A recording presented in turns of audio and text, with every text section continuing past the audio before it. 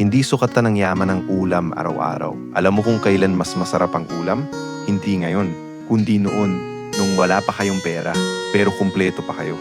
Dati, kahit simpleng ulam lang, minsan iklog, minsan tuyo, minsan sabaw na halos wala ng laman.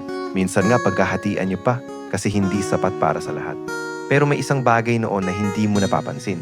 Ang halaga ng bawat simpleng sandali na magkakasama kayo. Pero bakit ganon? Ang saya-saya niyo pa rin.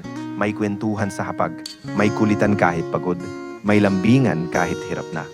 Ngayon, kumpleto na ang ulam. May karne, may prutas, may dessert pa. Pero, kumpleto pa ba kayo? Tahimik na ang hapag. Wala nang kwentuhan. Kanya-kanya na. Hawak ang cellphone. May kanya-kanyang mundo. At may mga upuan na hindi na napupunan. Yung dating sabay-sabay, ngayon, alaala na lang.